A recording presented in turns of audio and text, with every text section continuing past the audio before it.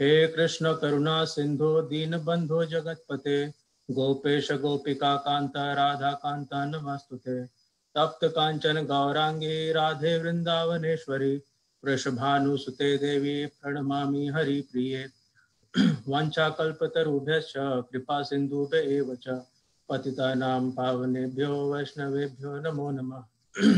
जय श्री कृष्ण चैतन्य प्रभु नित्यानंद श्री अद्वैत गदाधर श्रीवासादि गौर भक्तवृंद। हरे कृष्णा कृष्णा कृष्णा हरे हरे हरे राम राम राम हरे हरे। अनंत कोटि वैष्णव वृंद की जय। श्रील प्रभुपाद की जय।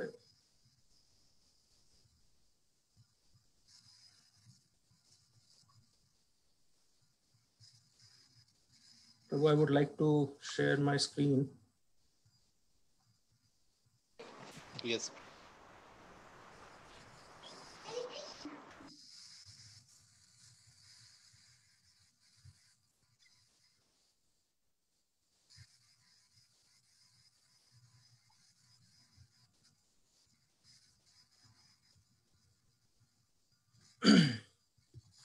Are you all able to see my screen?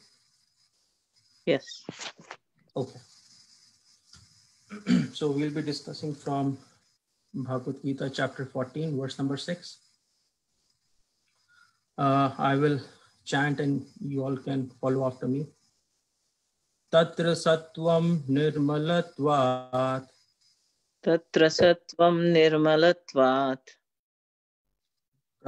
Prakashaksham Ananmayam Prakashakam Annamayam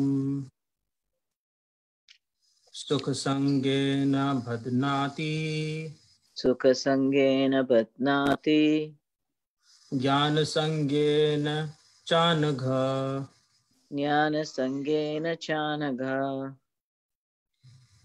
Tatra Sattvam Nirmalatvat Tatra Sattvam Nirmalatvat Prakashakam Anamayam Prakashakam Anamayam Sukhasangena Bhadnati Sukasangena Bhatnati Jnanasangena Chanagha Jnana Sangena Chanagha Tatra Sattvam Nirmalatvat Tatra Sattvam Nirmalatvat Prakashakam Anamayam Prakashakam Anamayam Sukhasangena Bhadnati Sukasangena Bhatnati Jnanasangena Chanagha.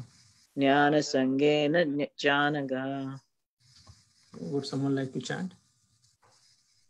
Tatra Sattvam Nirmalatvat Tatra Sattvam Nirmalatvat Prakasham Anamayam Prakashakam Anamayam Prakashakam Anamayam Sukasangena Bhatnati Sukhasangena Bhadnati Jnana Sangena Chanagha. Jnanasangena Chanagha. Tatra Sattvam Nirmalatvat Tatra Sattvam Nirmalatvat Prakashakam Anamayam Prakashakam Anamayam Sukhasangena Bhadnati Sukhasangena Bhadnati Jnana Sangena Chanagha. Jnanasangena Chanagha.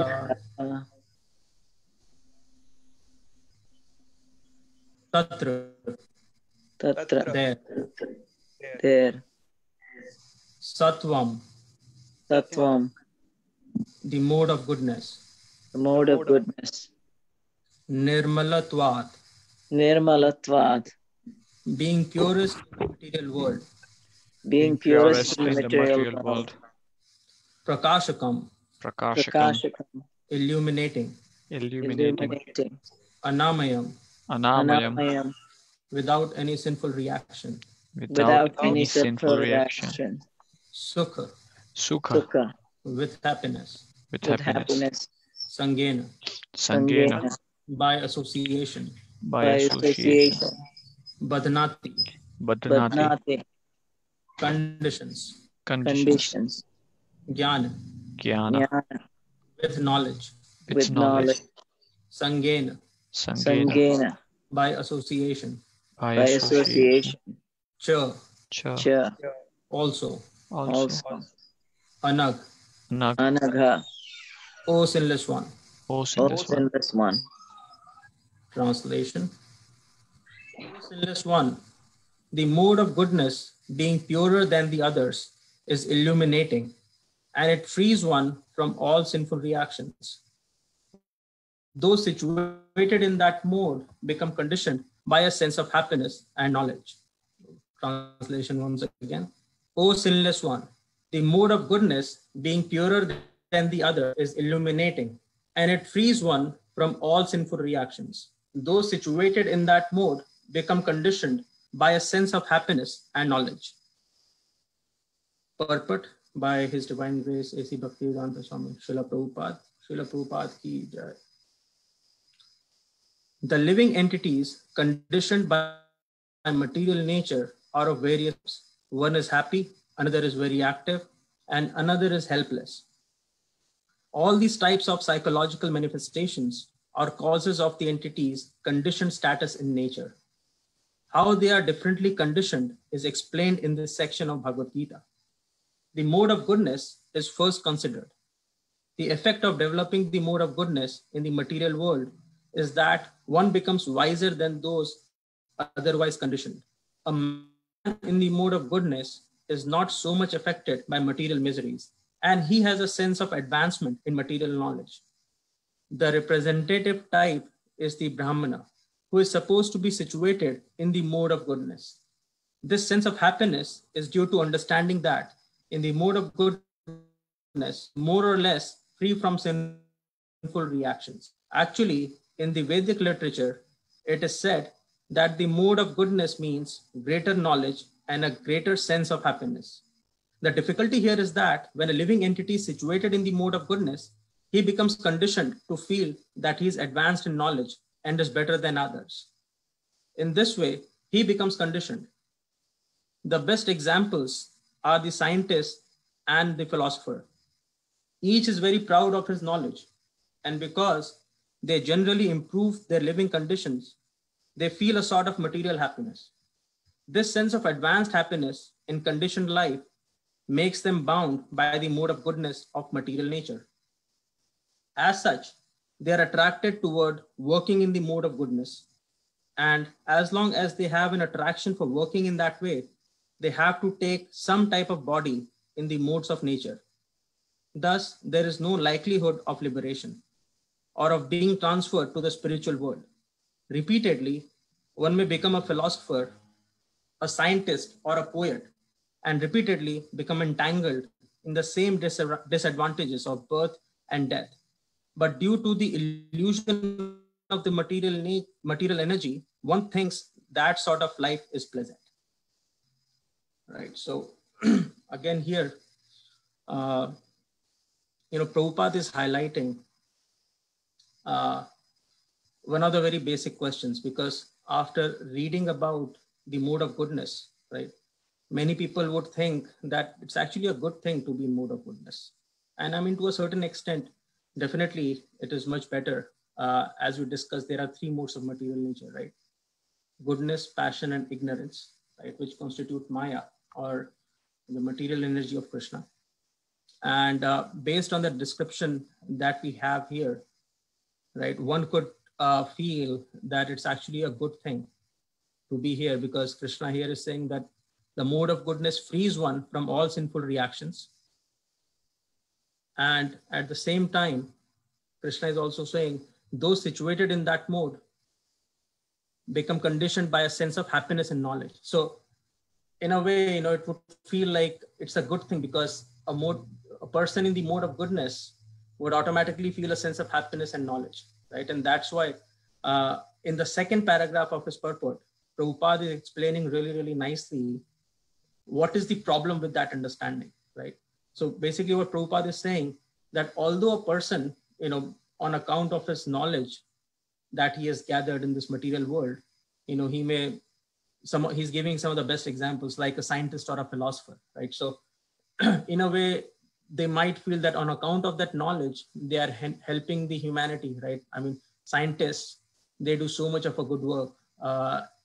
In the current situation, for example, when we have a COVID going on, coronavirus, right?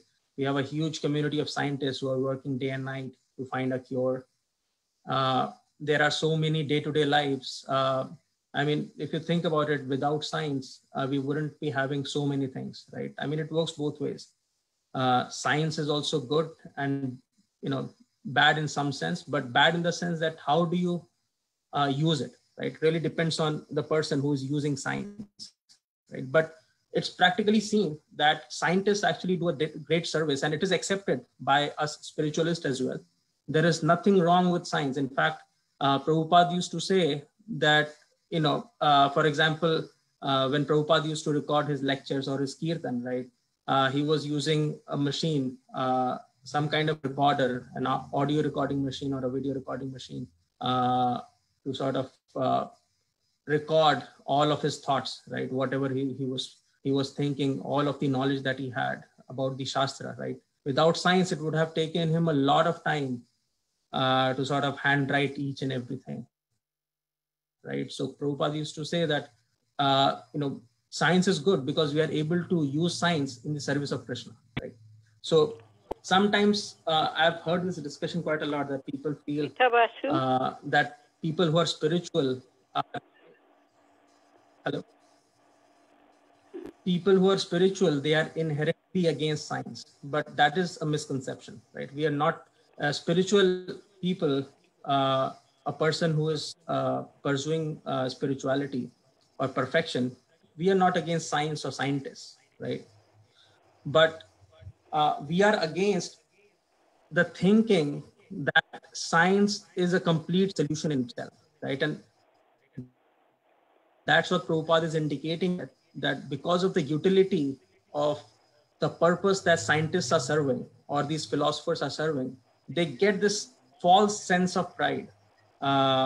They get really, really proud of that knowledge, and on account of that, and because they also get a lot of respect in the society, of course, because they are serving a great purpose, right? To the material, they are serving greatly to the material needs of the people.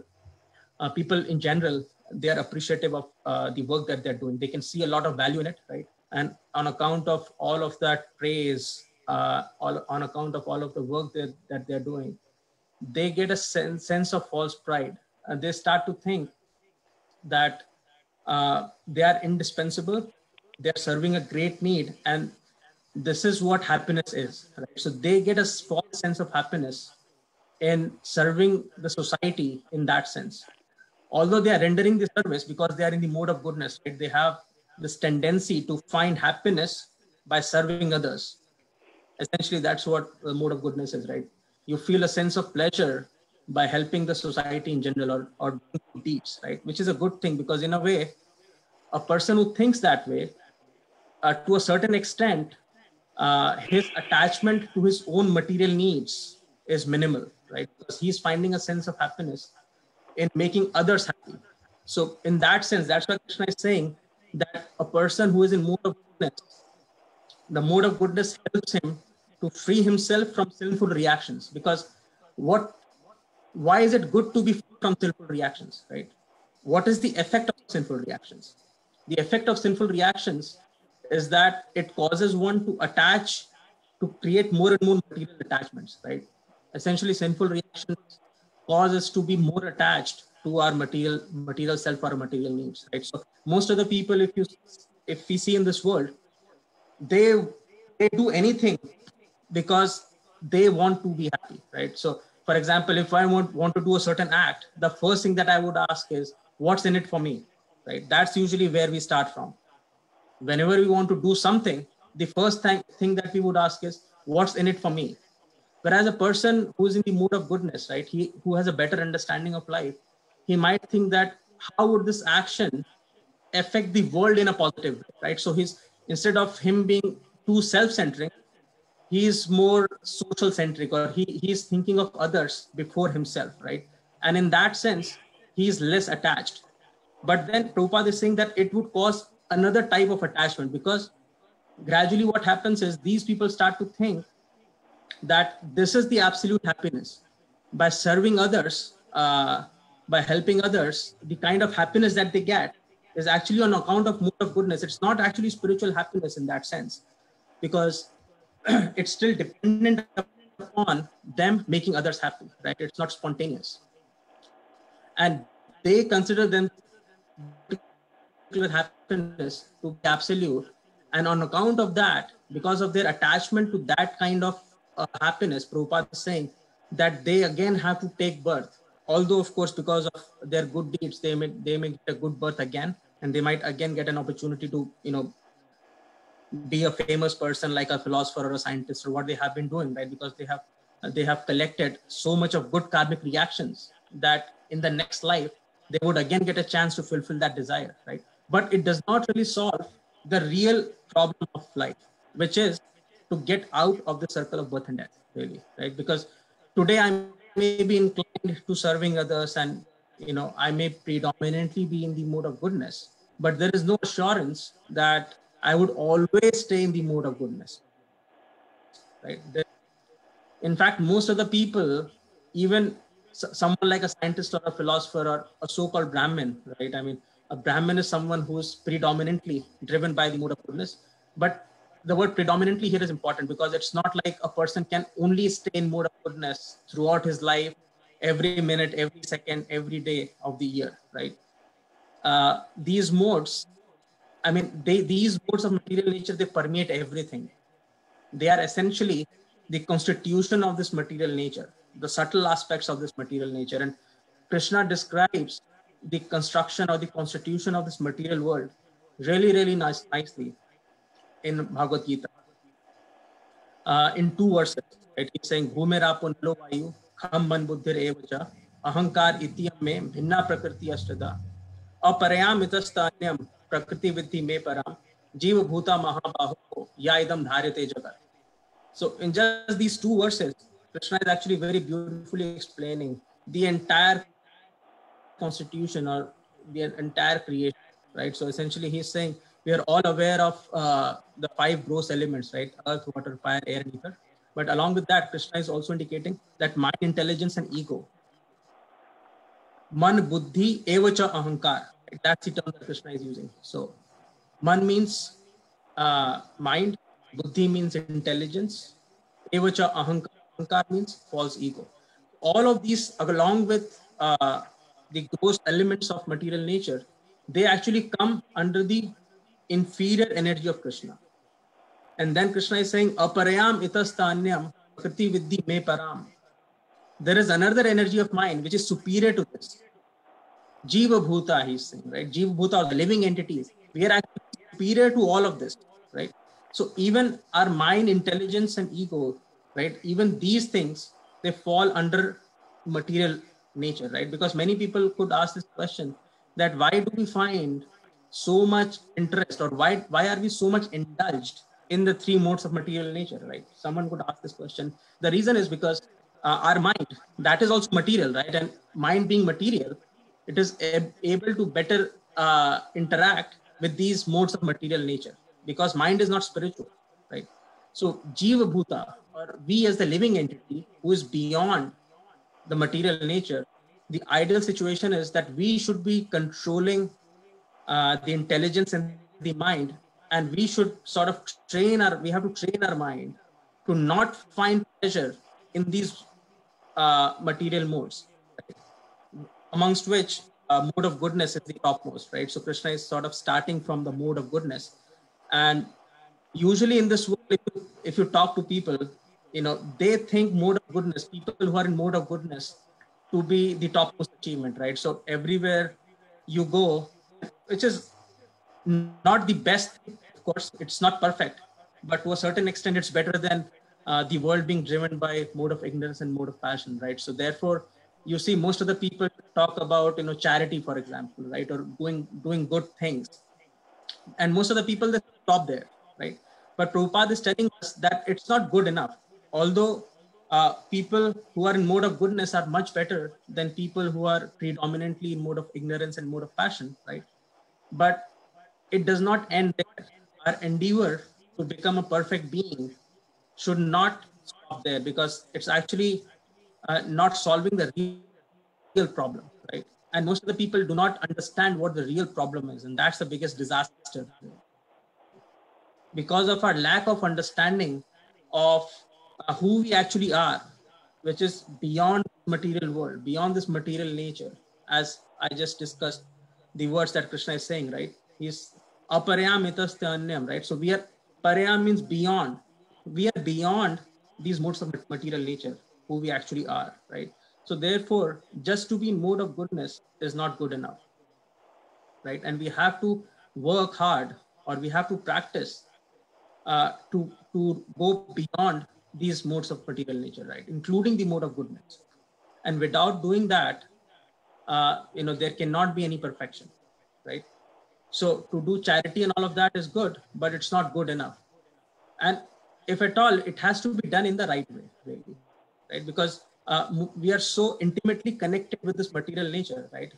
Being a part of this material world at this point, it is very difficult for us to just turn off the switch, right? It does not work that way, right? So we have to, the idea is, by living inside this material world, we somehow have to transform our lifestyle. We somehow have to change our life in a way that while living in this material world, while interacting with these modes of material nature, we can uplift ourselves beyond these three modes of material nature, right? And that entire practice is essentially bhakti yoga, right? How the entire objective of bhakti yoga is for us to be able to rise above these three modes of material nature, right? And ultimately understand who we actually are, right? Because that's the root of the problem. Our forgetfulness of our actual identity, which is to be the eternal servant of Krishna, right? And to be able to find happiness by serving Krishna. Because of our forgetfulness of our eternal nature, right? That's just our dharma. That's our eternal nature. That's who we actually are. And because we are forgetful of that, Krishna has sort of made this arrangement, right? Because some people could ask, right? What was the need for Krishna to create the three modes of material nature, right? If they are so bad, why did Krishna even create that, right? Many people could ask that, and it's a very valid question, right? But for that, we have to understand that we cannot be independently happy. Although we are part and parcel of Sat Chit Ananda Vigraha, who is Krishna, right? But as we read in one of the previous verses, where Prabhupada very nicely explained, although we are part and parcel of the Supreme, there is a very important distinction between us and the Supreme Personality of Godhead. Although both the Jivatma as well as Paramatma, they are sometimes referred to as Brahman, right? But there is a difference, right? So whereas Krishna, or the Supreme Personality of Godhead, he is known as Anand Brahm. Jivatma is known as Vijnana Brahm, right? So what's the difference? Anand Brahm means the Supreme Person is spontaneously happy. He is not dependent upon any externalities or anyone else for him to be happy, right? Whereas Jivatma, he is called Vijnan Brahm because for him to be actually happy, he has to be serving Krishna. Only by serving Krishna, he can be happy, right? And because of our dependency on that, and because to be happy is our eternal nature, right? Because we are his part and parcel. Krishna had to create Maya, right? Because when we are not serving Krishna, and we cannot be happy without service, right? So Krishna created Maya so that we can serve Maya. And by serving that, although it won't be the real happiness, but we can get an illusion that we are actually happy. And that's what it is. Actually, the entire pleasure or the entire happiness that we get in this material world is nothing but an illusion. I mean, I know it sounds a little strong because many people argue that sounds very negative, right? I mean, how could it be? We thought that we are so happy. I mean, if you ask someone, especially, in the US where you have nice, clean water, law enforcement, although there are problems everywhere in the material world, but you could certainly find some people who you go and ask, and you ask them, are you really happy? And they would say, oh yeah, I'm really happy. I don't really see any problem, right? But that happiness could disappear at any moment, right? Because it's dependent upon us serving the material nature, right? And our service to the material nature, we have to understand, right? Because it's our natural state. It's not our natural state. Our natural state is to serve Krishna, right? And Maya, the term Maya itself means illusion actually, right? And because Krishna had to create this illusion so that we can find some sense of illusionary happiness by serving Maya or the three modes of material nature, right? And that's what is going on. So, I mean, it's difficult to explain, but think of it like an itch, right? When you get an itch on any part of your body, right? What do? The spontaneous reaction is to scratch that itch, right? And what kind of a pleasure scratching that itch gives us, right? It's so pleasurable, right? It gives us so much happiness. Although that happiness wouldn't have existed if there was no itch, right? So because there was an anomaly, because itch is really not normal, right? We do not consider it as something that is normal. It's a disturbance that was created inside the body in the form of an itch, right? And by satisfying that, by means of scratching that itch, we found a sense of satisfaction, right? And that is what Krishna is referring to, or is referred to as illusory happiness, because it's not the real happiness. The existence of that happiness is dependent upon a disturbance, a material disturbance that was an itch, right? And if you think of any happiness in this world that you've experienced, right? You can think of anything, whether it be hunger, for example, when you eat some nice delicious food, right? If you're not hungry, let's say I give you a very nice sweet, you could imagine any sweet that you like, right? Maybe like a chocolate, right? Let's say you haven't eaten a chocolate in a long time. You're very, very hungry, right? I suddenly come up with a chocolate and give it to you. You would not even wait for a second. You will tear it apart and immediately put it in your mouth. And the kind of pleasure that it would give, right? It's unimaginable. And I mean, there are some very nice advertisements. If you look at chocolate advertisements, right? They present it in such a nice way. All of that presentation is so that your mind, so that those modes of material nature could really be enforced on your mind. Right? That's what everyone is doing, right? All of these advertisements, what they really are, they're trying to ignite those modes of material nature, right? And when the modes of material nature, they ignite, there is that itch inside our mind immediately. Oh, what if I could get my hand inside the screen and grab that chocolate immediately, right? If I was hungry. That's the kind of feeling, that's the kind of enticement that these advertisements try to create, right? And as soon as we eat it, as soon as we eat that chocolate, of course, it provides a great sense of satisfaction, right? But then I give you a second chocolate, right? And you eat that, and you are again really happy. Then I give you a third one, right? And at that point, you may be a little hesitant to take it, right? Because you've already eaten two. That kind of an itch that you internally had has already been satisfied, right? So you cannot keep on scratching, right? Once the itch is satisfied, the pleasure is gone. That was the end of that happiness, right?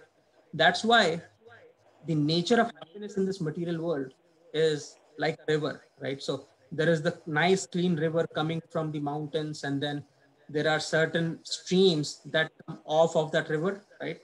And they are feeding into some field, agricultural field. Many tributaries come out of a river, and eventually it turns into a very, very small stream, right? That too extremely polluted. All kind of industrial waste has gotten into it. It's smelling bad, and eventually it lands into the sea, right? That's the current state, right? So material happiness is like that. It tends to give you a lot of happiness at the beginning, right? When it starts. But gradually what happens is that sense of happiness by doing that same activity reduces, right? Its potency reduces very fast. And not just that, eventually it turns out to be harmful, right? So in this case, if I just keep eating chocolates, right, what would I end up with? I might end up with hypertension or diabetes, really, right? So if you think of anything, right, or if I keep scratching, I may end up hurting my skin, right? Although that same scratching gave so much pleasure when I was trying to satisfy that itch. But now that itch has gone, and if I keep scratching, I would in fact irritate my skin, right? So that's the nature of happiness in this material world. It's not actually a real happiness. All it is our effort to satisfy a disturbance. And those disturbances are nothing but these modes of material nature, right? And Krishna created them so because that's who we really are. We want to serve, and because we don't want to serve Krishna, we are trying to serve Maya. And by serving Maya, we are trying to find happiness in this material world, whether it be mode of goodness, whether it be mode of ignorance, whether it be mode of passion. The only difference between these modes is, one is superior to the other in the sense that if predominant population of the world is in mode of goodness, right? Since they are thinking of each other, there would be more so-called material happiness, and there would be less sinful reactions. But it does not solve the real problem of life, which is our understanding that by serving material nature, we can be happy. That's the root cause. That understanding itself is flawed, right? So till the time we understand that we can only be happy by serving Krishna, we will remain here. And there is no guarantee, although today I might be in mode of goodness, but it's very easy for me to flip sides, really. I mean, and we do that all the time during a day. Sometimes a person could be in mode of passion, sometimes could be in, even scientists and philosophers you would find sitting in a bar, enjoying intoxication, right? There are so many instances, right? So it hardly takes us anything for a human mind to flicker. And that's why, Arjuna is asking Krishna, Chanchalam hi mana Krishna. Oh Krishna, this mind, it's so flickering. It just keeps moving from one thing to the other, from one sense object to the other object. And although I'm able to control the wind, because Krishna was such a personality, he had such skills that he was even able to control the wind, right? We can't even control anything really. I mean, even to control the air coming out of our air conditioners, we have to depend on a button and we have to flicker it to do something with it, right? But Arjuna, he was so powerful. He was able to control the wind, right? And he's saying that, but I'm not able to control my mind. It's just so difficult. And Krishna actually agrees to him. Krishna is saying, Ashansaya Mahabaho. Ashansaya means without doubt, you are absolutely right, right? It is indeed extremely, extremely difficult for us to control our mind. But then what is the solution? Because eventually you have to, right? Abhyasena tu kaunteya, right? By abhyas means practice. By practicing, if we train our mind sufficiently, it is possible. So Krishna is saying, Abhyasena tu kaunteya, vairagyena cha grihamita. By vairagya and by practice. So by practicing, right? And that is our experience too. Even when you're dealing with material problems, right? For example, if I ask a 3-year-old, what is the difference between 1 and a 2, right? He won't be able to tell me, right? Even when I was a 3-year-old, I was not able to differentiate between 1 and 2, right? If someone came and gave me 2 oranges, he had 2 oranges in one hand and 1 orange in the other hand, I would not be able to correlate that the objective of 1 and 2 is to be able to explain this difference between quantity, right? That these are 2 oranges and this is 1 orange, right? That's the kind of purpose that mathematics is kind of serving, right? But that concept, at that age, it was so difficult for us to understand. We did not know it, right? But then after going to school, right? How much time do we spend in understanding material science? Just imagine, right? A kid, when he's 3-year-old, he's put into a school, right? Pre-kindergarten, these days it's called, right? Pre-kindergarten, that's when he starts learning. Till the time you're like 25, you're learning. And if you're so unfortunate as to get into a PhD and then a postdoc, it might be eternity. You may just keep learning. It's like never ending. I'm sorry if there are any doctors on the call. I do not mean to offend any of the PhDs here on the call, but just to sort of explain, the point that I'm trying to make is we spend so much time and energy, right? We practice for years and years to understand just the material science.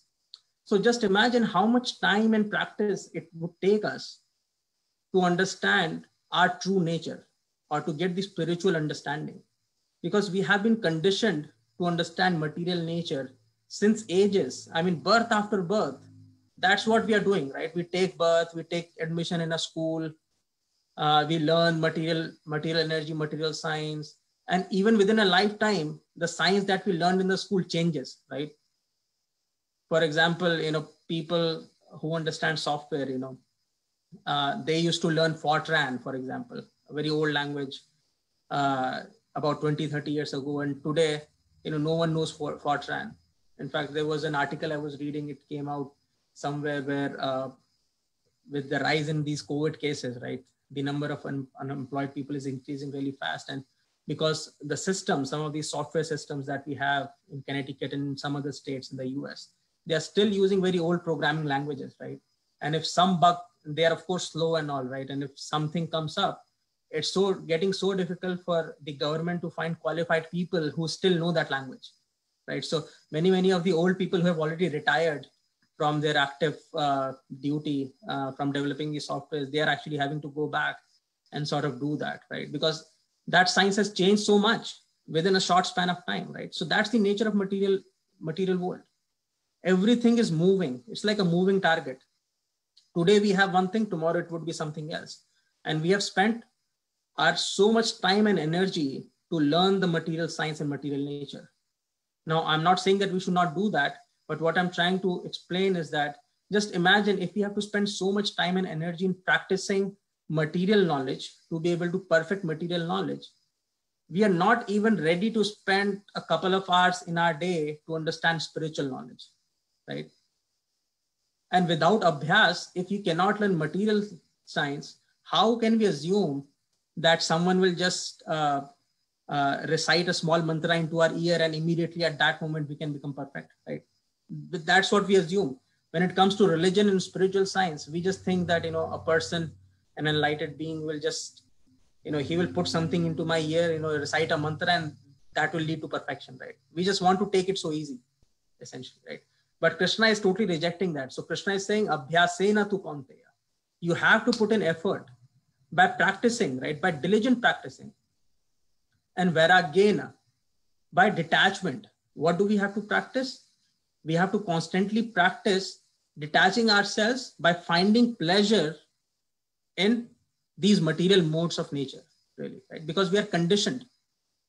The word condition here, which Krishna is also using, is extremely important, because by coming in contact with this material nature, we are conditioned to understanding happiness, or we are totally relying on the three modes of material nature for us to be happy. But we can train our mind to not find happiness in this material world, but to find happiness in serving Krishna. And that entire process has been laid out beautifully by our acharyas in the form of bhakti, right? So the science, the total, if we look throughout our day, all of the various things that have been laid out. For example, we are currently discussing Bhagavad Gita, right? So that's part of the process, right?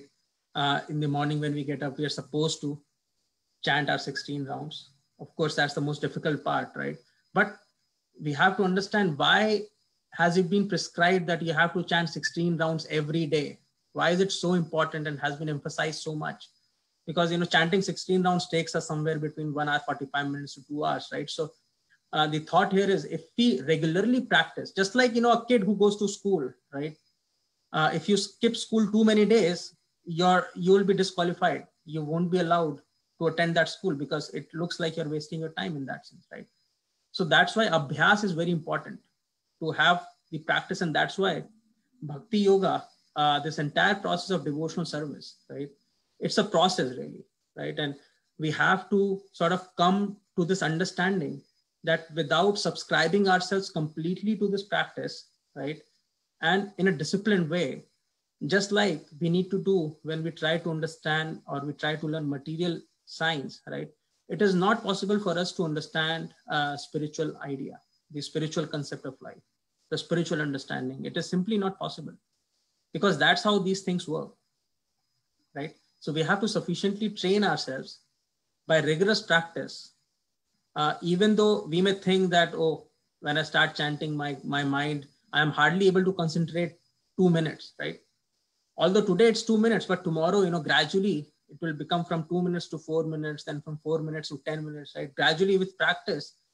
The important thing is we have to practice in the right way. Just like, if you go to a school, you just cannot go to any place, right? You have to, first of all, ensure that the school is properly registered with the state government, with the Board of Education, so that they're teaching you the right kind of content. Similarly, when you want to understand spiritual understanding of life, when you want to understand who you actually are, there are very well-established schools, right, where the science is taught. And there is a very, very nicely laid out practice based on people or given to us by people who have already achieved perfection, right? And by learning this knowledge through them, through a bona fide sampradaya or through a bona fide school, by practicing it and by following what is being told to us to do, right? Because sometimes people complain, I have been in ISKCON for so many years, but there is hardly any progress. I mean, many people, all of us, of course, at some point, we think like that, or it looks like the process is not really working, right? But that, when we say that, it's really like a student, right, who is in a class. He does not really study hard. When a teacher gives the homework, he does not do the homework. And suddenly, tomorrow is the exam, and today night I would start to study, right? I would try to study the entire year's worth of content in one night. It's like when we are near to the deathbed, we just start chanting somehow, Hare Krishna, Krishna Krishna, Hare Hare, Hare Ram, Ram Ram, Hare. Of course, it's going to have some impact, but you cannot compare that with a lifetime of a practice, right? So for us to be diligent in following the instructions that have been given to us by our acharyas, by people who already know this, right, who have already experienced it, right, by our teachers, it is extremely, extremely important for us to practice it on a regular basis. And only by that, we can train our mind. Because just imagine, even Arjun, someone like Arjun is not able to do that, right? Who is such a close friend of Krishna, Krishna is the Supreme Personality of Godhead. Arjun is directly having a conversation with him. He is his friend. And he's saying this, that I can control the wind, but I cannot control my mind, right? And we take it so casually that, oh, we'll see, when the death comes, I should be able to do it, right? But it is extremely, extremely difficult for us to pick up anything at the last minute, right? That's why consistent practice is really, really needed. And consistent practice, at the same time, self-assessment, right? Because if we just do it for the sake of doing it, eventually it will lead to frustration, right? That's why it's important for us to have a guru or a personal guide who would help us to sort of assess our personal progress, right? Who is sort of giving us an assessment of where we actually are. And based on the Shastras and the instructions provided to us by the devotees and by Guru, we should keep assessing ourselves every time and every day, that how much of a progress have I made, right? And if we are not making progress, we have to go out and seek help. Prabhupada has given us such a nice society. We have a temple. We interact with so many devotees all the time. We have sort of our fellow classmates, really, who are practicing the same science on a day-to-day basis, right? So we have got a great support system. This is by the mercy of Prabhupada, by the mercy of Krishna, and by Chaitanya Mahaprabhu, right, who has made such a wonderful facility for us. Otherwise, it was so difficult for us to be able to imagine that sitting in the US, we will be able to chant in the association, right? It would have been impossible for us to imagine that. But then now Krishna, that he has been so kind to us, he sent Prabhupada and he has made such a nice facility. This is the best time that we can make good use of this facility, right? We should not be reluctant. We have to take this very, very seriously. Although we are doing so many things on a day-to-day basis, but we have to find some time to discipline ourselves so that we can do this on a regular basis, because without consistent practice, it will not lead us. Of course, everything can happen by the mercy of the great acharyas, right? But you cannot just depend upon haphazard thing, right? You have to put in your best foot forward, right? So we have to be consistent and diligent in finding out some time during a day so that we can perform the instructions or the practices that have been prescribed to us by our guru or by our acharyas. I'll end with based on this point, I'll end with a short story. So when I was young, I was raised in Varanasi, in Banaras, right? And we used to go to a temple there, Sankat Mochan temple. Lord Hanuman is the presiding deity in that temple there, right? And I used to love to go to the temple when I was a kid. And on the walls, it was written, Zindagi jab tak rahegi, fursat na hogi kaam se, kuch samay aisa nikalo, prem kar lo Shri Ram se. So in English, it would translate as, till the time we have this life, there will never be a moment when we do not have some or the other occupation, right? We are always occupied with something or the other. but we have to make an effort to find some time from that schedule so that we can develop our attachment to Lord Sri Ram. That's the literal meaning of, and I used to love that. In fact, I have it written somewhere in my office too, because that's what we have to remember. We are always busy. We are always doing so many things in our lives, but we should never forget that in that entire day, we have to do some activities that would strengthen our attachment to Krishna and weaken our attachment to this material nature. And if we do that diligently and consistently, of course, Krishna is Krishna is as the super soul who is residing in our hearts. He helps us to do that. He helps us to facilitate that. And eventually, that would lead us to perfection. So with that small note, I would like to thank you all for listening so patiently. And if you have any feedback or questions, please feel free to unmute yourself and ask.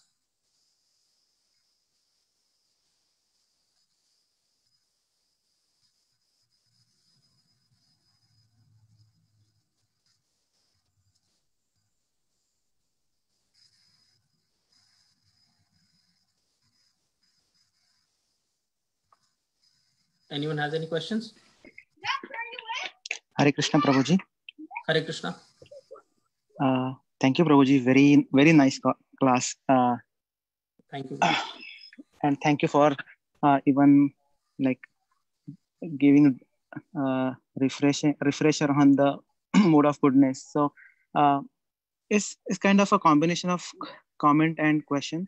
So I think your entire lecture, you use word happiness a lot. And I was just contemplating on the word happiness.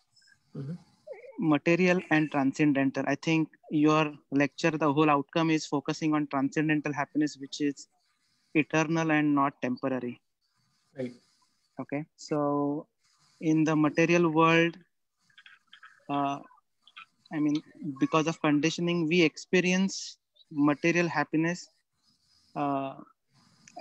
even from childhood until whatever the last moment of the life is, in some form, some shape, some form. It's like nobody has to teach us. Right. Nobody has to tell us, okay, read 700 verses of Bhagavad Gita or read the entire Bhagavatam to experience a temporary happiness. Right. That is all ongoing. Maybe Krishna arranged that. Right. On the other part, and that's a temporary. On the other part, the transcendental happiness, where you definitely, because of conditioning, you have to take this whole effort now. Right. Because otherwise, unless you remove those anartha, so you have to do those sadhana of chanting every day, all things you mentioned, all good. Right? So in the material world, I think usually like sadhaka or even non-sadhaka, there is always an experience that counts a lot, right? So it is not like reading and then they experience the temporary happiness. Right.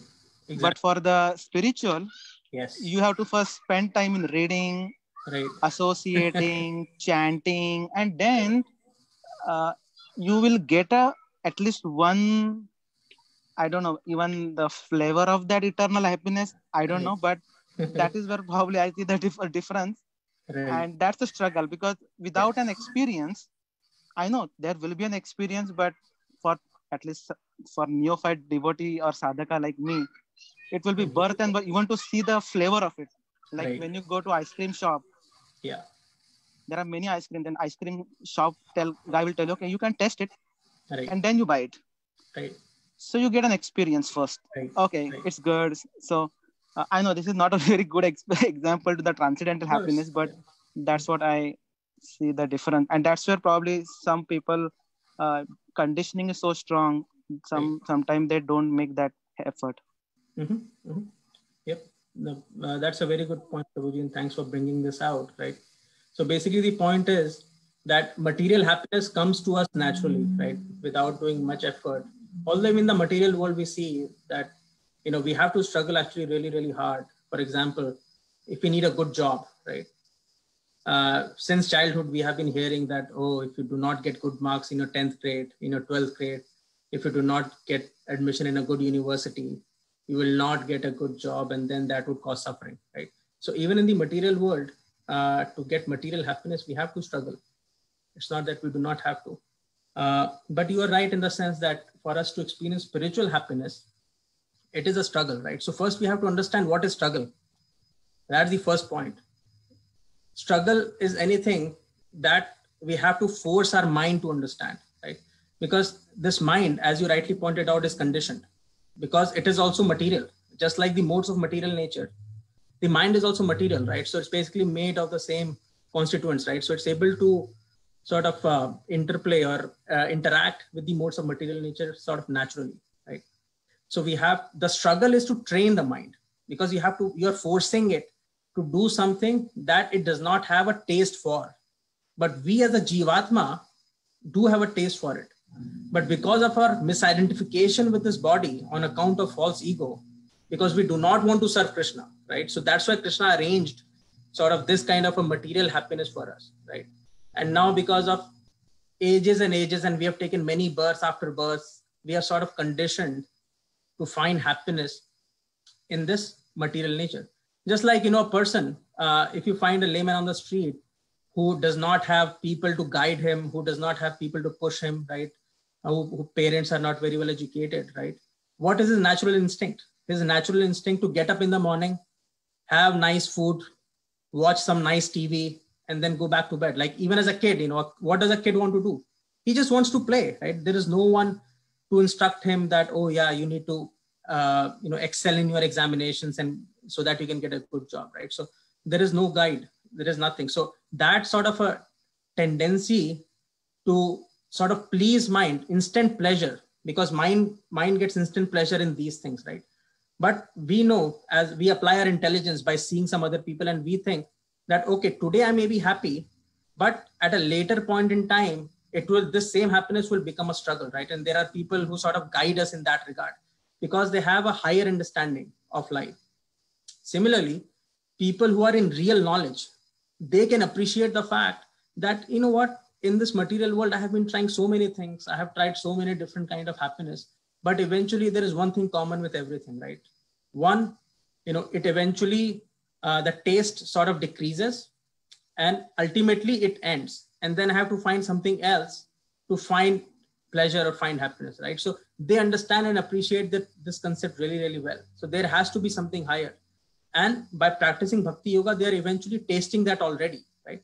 So they are then guiding us that, look, if you do these things today, if you practice Bhakti Yoga sincerely, you will eventually get a taste that would be unlike anything that you have experienced here in this material world. It would be what? It would be permanent, and not just permanent, it would increase with time instead of decreasing with time, right? As Chaitanya Mahaprabhu is giving us in the 8 verses that he has given us, right? So Shastakam, Cheto Darpan Marjanam Bhav Mahadavagni Nirvapran, Shreya Kairav Chandrika Vitrana Vidyavadu Jivanam, Anandam Buddhi Vardhanam Pratipadam, right? So this line, Anandam Buddhi Vardhanam Pratipadam, the holy names of Krishna increase the pleasure instead of decreasing. It increases at every step. As you keep chanting, eventually it will just keep increasing, right? There is no end to it, right? So it's totally different. So people who are learned, they tell us that, look, if you want that kind of a pleasure, you can certainly get it. But for that, just like in material world, you have to do some practice, right? You have to struggle a little bit. You have to fight with your mind to taste a higher happiness. Similarly, if you want the ultimate happiness, you have to really train your mind, and eventually you will be able to achieve that. There is no doubt. As Krishna is saying, Rajavidya Rajaguhyam Parmam Idam Uttamam Pratyaksh Avgamam Dharmam Susukham Kartum Avayam. So Pratyaksh means practically. It's not like it's an illusion. You will practically experience this happiness. You don't have to wait for you to leave this body. Even within this body, as we progress in bhakti, as we progress in our devotional service, we will eventually be able to taste that spiritual happiness, right? As the various, the 10 stages of bhakti that we have, right? So once we reach the stage of anartha vritti, once the sinful reactions go away, after that, there comes a state, nishtha, and then ruchi, right? So ruchi means you start getting good taste at that point, right? But we have to allow ourselves to reach that stage by practicing, right? So eventually, by focused practice, it is achievable and we can achieve that. Yeah, I wanted to also make a comment. You said that verse in Hindi in Hanuman temple, right? Yes, yes. Yeah, there is a beautiful Hanuman temple in my husband's hometown, Karkala, also in the south. And on that also there is a verse that's written, Mata Ramo mat pita Ramachandram, Swami Ramo mat saka Ramachandram, Nanyam jane naiva jane na jane. Meaning to say, if you don't know Lord Ramachandra, it's useless knowing anything else. Yeah. Haribol. Very nice. So those are also nice verses, that we can learn from. And second of all, I was going to say, in one sense, from what you said, it is better to have some difficulties in this world, because if we are living in a very comfortable life, we may not be inclined Yeah, to exactly. to understand what is true happiness. You know what I'm saying? Absolutely. You'll get a Absolutely. little too comfortable, like you Right. said. But it's only when we have difficulties in this life will we try to understand there is no real happiness in this material world, so we need to seek something else, that is true. Right. So these difficulties can be a blessing sometimes to make us understand that this is not a permanent situation.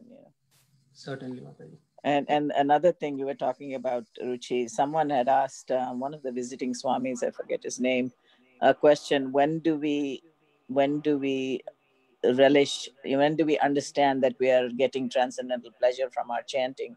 And he said, and his answer was, when you're on the 17th round. Right. Exactly. Meaning you don't even realize you've gone Right. past your 16th round. Yeah, that's very wonderfully put. Yeah. Yeah. Hare Krishna, Prabhuji, what Hare we Krishna. learned today is that spiritual happiness is much more than material happiness, which we have to realize the hard way. Right, Mataji. Yeah. Just like any higher taste in life, right? Anything good that we want to achieve in life, we have to struggle a little bit. Similarly, if we want to understand the absolute happiness, it's a little bit of a struggle in the beginning, but eventually, the same struggle will give us that absolute happiness. Thank you, Prabhuji. Thank you. Have a nice night. You too. Hare Krishna. Hare Krishna. Hare Krishna Prabhu, a quick comment. We have another meeting on this at 8, so I'll request you to end by 8. And the other thing I want to quickly mention is, this coming Saturday we have a special speaker for the Bhagavatam class in the morning. His Grace Shyamanand Prabhu is going to be our guest speaker. So I would request everyone to take advantage of his association on this coming Saturday at 8 a.m. Haribol. Hare Krishna. Thank you. Thank you. Vancha kalpatu Kalpatarubhyascha पतितानां पावनेभ्यो वैष्णवेभ्यो नमः. Ananta Koti Vaishnavrinda वैष्णववृंद की जय। श्रील प्रभुपाद की जय। ki jai. Hare Krishna. Hare Krishna.